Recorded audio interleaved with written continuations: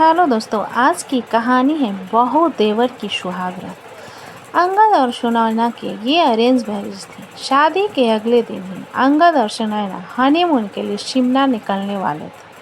अंगद का चचेरा भाई विशाल भी उनके साथ जा रहा था। अंगद की माँ: अंगद बेटा, विशाल भी तुम्हारे साथ ही जा रहा है क्या? अंगद: हाँ माँ, उसे ऑफिस का कोई ज़रूरी काम है और बोल रहा था कि उसका भी वही होटल है जो मैंने बुक किया है। उसने कहा कि उसे अकेले नहीं जाना पड़ेगा, हमारा साथ हो जाए। मैंने कहा कोई नहीं, चल ले। अंगद और सुनैना एयरपोर्ट पहुंच जाते। विशाल पहले से ही एयरपोर्ट पहुंच चुका था। तीनों मिलकर शिमला पहुंचते हैं। अंगद: सॉरी सुनैना, विशाल साथ में था तो मैं तुमसे ज़्यादा देर बात नहीं कर पाई। वैसे घबराओ नहीं, मैंने रात के लिए बहुत अच्छे से इंतज़ाम कर लिया है। हमारी सुहागरात यादगार रहे, सिर्फ तुम और मैं। वैसे तुम नाराज़ तो नहीं होना, विशाल हमारे साथ आया है। सुनैना: नहीं नहीं, मैं अब से बिल्कुल भी नाराज़ नहीं हूँ। और वैसे भी अब तो आप और मैं बिल्कुल अकेले हैं, यहाँ देवर जी नहीं हैं। अंगद: एक सेकंड, विशाल का फ़ोन आ रहा है। अंगद: हाँ विशाल, क्या हुआ? अर्जेंट है क्या? ठीक है, आता हूँ। अंगद: सुनैना, विशाल का अर्जेंट कॉल है, मैं थोड़ी देर में आता हूँ। तब तक तुम चेंज कर लो और थोड़ा फ्रेश हो जाओ। सुनैना: हाँ हाँ, कोई बात नहीं, आप मिल कर जाओ, आओ। तब तक मैं हम दोनों के लिए खाना ऑर्डर कर देती हूँ। अंगद विशाल से मिलने चला जाता है। काफ़ी देर तक अंगद नहीं लौटता। इसी बीच सुनैना थकी हुई थी और वह सो जाती है। अंगद के पास एक और चाबी थी। रात को दरवाज़ा खुलता है। सुनैना गहरी नींद में थी। तभी वह अंगद से बोली: सुनैना। अंगद जी प्लीज़ लाइट मत ऑन करना, मुझे बहुत तेज़ नींद आ रही है। अगर आपने लाइट जला दे तो मेरी नींद खराब हो जाएगी। अरे, आप तो आते ही चिपकने लग गए। खाना तो खा लेते, क्या कर रहे हो? अरे छोड़ो, लगता है आज आप नहीं मानोगे। सुनैना और अंगद तो इसी मौके की तलाश में थे।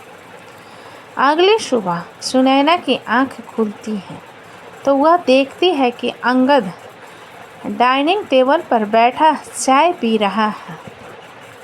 सुनैना: कल रात आपने कितना तंग किया, देखा आपने मेरी गर्दन पर कितनी बड़ी लव बाइट दी है, जिसका निशान महीने भर तक नहीं जाएगा। मुझे तो शर्म आ रही है। अरे क्या हुआ, मैं तो मजाक कर रही हूँ। आपको मेरा इस तरह से बात करना अच्छा नहीं लगा क्या? अंगद: नहीं नहीं, ऐसी कोई बात नहीं है। वैसे तुम्हें रात को कोई परेशानी तो नहीं हुई ना? सुनैना: नहीं अंगद जी, कल रात को मैं ज़िंदगी भर नहीं भूल सकती। मेरी बेस्ट रात थी कल की रात। अंगद के उदास होने की बड़ी वजह थी उसका चचेरा भाई विशाल। विशाल ने अपने भाई अंगद के साथ धोखा किया। वो जानबूझकर उनके साथ आया था। विशाल: वैसे कुछ भी कर लो, अंगद भैया कल रात भाभी के साथ बहुत ही बढ़िया सुहागरात रही। मज़ा आ गया। उन्हें तो पता भी नहीं चला कि उनके साथ उनके देवर ने सुहागरात मनाई है। वो तो सोच रही है कि सारा मज़ा आपसे मिला है, पर वे ये नहीं जानती कि मुझ जैसा हॉट लड़का उनके साथ था। एक बात सुन लो, आज रात भी मैं उनके साथ रहूँगा। अंगद: विशाल, तुमने जानबूझकर मेरे ऑफिस की लड़की संजना को पैसे देकर उस दिन मेरे साथ गाड़ी में भेजा था। मैं तुम्हारे बहकावे में आ गया। उसने ड्रिंक नहीं की हुई थी, वो भी तुम्हारे साथ मिली हुई थी। जानबूझकर वो मेरे ऊपर गिरी और तुमने उस हालत में वो फ़ोटो ले ली और अब तुम मुझे ब्लैकमेल कर रहे हो कि मैं उसके साथ था। गलत तो तुम कर रहे हो। तुम मेरी पत्नी के साथ मेरे रिश्ते को ख़राब कर रहे हो। अरे कुछ तो शर्म करो, तुम मेरे चचेरे भाई हो। सुनैना तुम्हारी भाभी है और तुम उसी के साथ हो। अगर उसे पता चलेगा तो तभी सुनैना वहाँ आ जाती है। वह सारी बातें सुन चुकी थी। सुनैना, अंगद जी आप ऐसा कैसे कर सकते हो? कल रात आपकी जगह देवर जी मेरे साथ थे। मैंने आपके साथ सुहाग रात नहीं मनाई, मैंने देवर जी के साथ सुहाग रात मनाई है। अंगद, मुझे माफ़ कर दो सुनैना, ये सब विशाल की चाल है। तुम जानती हो ये मुझे ब्लैकमेल कर रहा है। मेरी ऑफिस की लड़की के साथ इसने मेरी फ़ोटो खींची है और ये मुझे डरा रहा था कि अगर मैंने इसे तुम्हारे कमरे में नहीं भेजा तो ये तुम्हें मेरे खिलाफ भड़काएगा। मैं डर गया था कि कहीं तुम्हारा और मेरा रिश्ता शुरू होने से पहले ही ख़त्म न हो जाए। मुझे माफ़ कर दो। अब तो तुम्हें सच्चाई पता चल ही गई है। मेरा विश्वास करो, इसने तुम्हारे साथ जो भी किया सुनैना बहुत अच्छा किया। मुझे तो बहुत मज़ा आया। क्यों देवर जी, आपको मज़ा नहीं आया मेरे साथ सुहाग रात मनाकर? ये देखो ना, आप भी कितने शरारती हो। आपने मेरी गर्दन पर ये लव बाइट का निशान छोड़ दिया। विशाल, सॉरी भाभी जी नहीं, सॉरी डार्लिंग। अंगद, ये सब क्या है सुनैना? तुम ऐसी हरकत क्यों कर रही हो? मैं ये सब देखकर हैरान हूँ। सुनैना, ज़्यादा हैरान होने की ज़रूरत नहीं है। मैं और विशाल पिछले 5 साल से गर्लफ्रेंड बॉयफ्रेंड हैं। हमने तो यह सब नाटक तुमसे पैसे ऐंठने के लिए किया था। मुझे विशाल ने बताया था कि तुम अच्छी खासी प्रॉपर्टी के मालिक हो, इसलिए मैंने तुमसे झूठी शादी की। मैं तो तुम्हें अपने आप को हाथ भी ना लगाने दूँ। मुझे तो मेरा विशाल ही छू सकता है। अब एक काम करो, ज़्यादा समय मत लगाओ। अगर तुमने हमें कल दोपहर तक 5 लाख रुपए नहीं दिए तो मैं तुम पर इल्ज़ाम लगा दूंगी कि तुमने मेरा इस्तेमाल किया है और मुझे मेरे प्यारे देवर जी के साथ सुहागरात मनाने के लिए ज़बरदस्ती मजबूर किया है। फिर तुम्हें जेल जाने से कोई नहीं बचा सकता। अब हम जैसा कहेंगे तुम्हें वैसा ही करना होगा। जब हमें पैसे की ज़रूरत होगी तुम्हें हमें पैसे देने होंगे। चलो विशाल, मेरा ना बहुत मन कर रहा है, कमरे में चलते हैं। विशाल, लगता है कल रात का ज़्यादा ही मज़ा आ गया है। चलो डार्लिंग, मैं कहाँ मना कर रहा हूँ। अंगद सुनैना और विशाल की चाल में बुरी तरह फंस चुका था। उसे कुछ समझ नहीं आ रहा था कि वह क्या करे। वह घर वापस जाकर सबके सामने लज्जित नहीं होना चाहता था। अंगद, मुझे जीने का कोई हक नहीं। ऐसी शर्मसार जिंदगी जीने से तो अच्छा है कि मैं मर जाऊं। अंगद जैसे ही पुल से कूदने वाला लगता है तभी उसका मोबाइल फ़ोन बजता है। अंगद देखता है कि मोबाइल पर उसकी माँ है। वह अपनी माँ से आखिरी बार बात करना चाहता था। अंगद, हाँ माँ, ठीक है, मैं होटल पहुंचकर आपकी बात सुनैना से करवा दूंगा। क्या तबीयत ठीक नहीं है? माँ, कितनी बार कहा है कि समय पर दवाई ले लिया करो।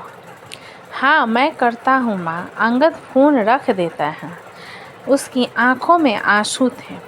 वह अपनी माँ की आवाज़ सुनकर दुखी हो जाता है। अंगद, मैं क्या करूँ माँ, मेरे बिना अकेली हो जाएगी। मैं यह कदम नहीं उठा सकता। मुझे कुछ समझ में नहीं आ रहा है। माँ, मैं तुम्हें कैसे बताऊँ कि मैं कितना परेशान हूँ। अंगद सड़क पर रोता हुआ पैदल ही चला जा रहा था। अचानक वह एक लड़की से टकरा जाता है। लड़की, अंगद तू और यहाँ शिमला में? अंगद, सौम्या तू? सौम्या, हाँ, मैंने तुम्हें बताया था ना, मैं वकील बन गई हूँ। मैं यहाँ प्रैक्टिस के लिए आई हूँ।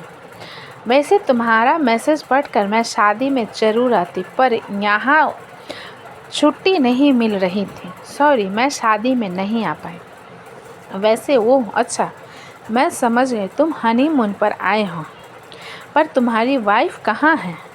तुम अकेले हो। एक सेकंड तुम्हारी आंखों में आंसू कैसे? क्या तुम रो रहे थे? अंगद को कुछ समझ नहीं आ रहा था।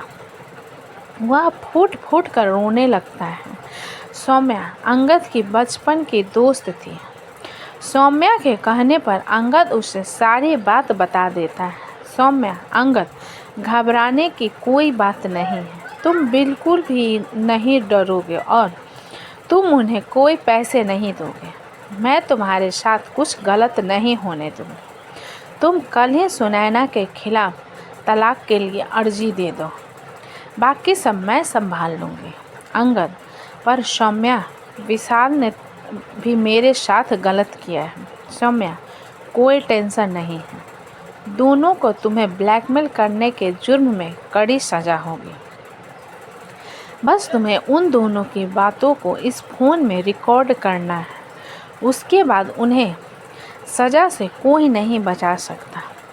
अंगद सौम्या के कहे मुताबिक होटल जाता है और विशाल और सुनैना की रिकॉर्डिंग कर लेता है। अंगद, कान खोल कर सुन लो, मैं तुम दोनों को एक फुटी कौड़ी भी नहीं दूंगा। तुम्हें जो करना है कर लो। सुनैना, विशाल अब क्या करें? ये तो हम दोनों को एक साथ रहने भी नहीं देगा और पैसे भी नहीं देगा। कहो तो इसके खिलाफ पुलिस में झूठी रिपोर्ट कर दूं। विशाल, हाँ सुनैना डार्लिंग, ये तो तुम्हें करना ही पड़ेगा, वरना हम पैसों को मोहताज हो जाएंगे। ये मुर्गा हमारे हाथ से चला जाएगा तो हम दोनों कैसे एक साथ मज़े कर पाएंगे यार। अंगद तो चाहता था कि सुनैना और विशाल आपस में ऐसी बातें करे जो फ़ोन में रिकॉर्ड हो जाए और उसे सबूत मिल गया। सारे सबूत अब सौम्या के पास थे। उसने पुलिस को भेजकर होटल के कमरे से विशाल और सुनैना को पकड़वा दिया। सुनैना और विशाल को उनके किए की सज़ा मिल गई। दोस्तों, ये भाभी की कहानी आपको कैसी लगी? नीचे कमेंट में हमें ज़रूर लिखें। अच्छी लगे तो प्लीज़ चैनल को लाइक करें, सब्सक्राइब करें एंड शेयर करें। कहानी अच्छी लगे तो प्लीज़ चैनल को सब्सक्राइब करें, हमें अपना सपोर्ट करें। अपना कीमती समय देने के लिए धन्यवाद।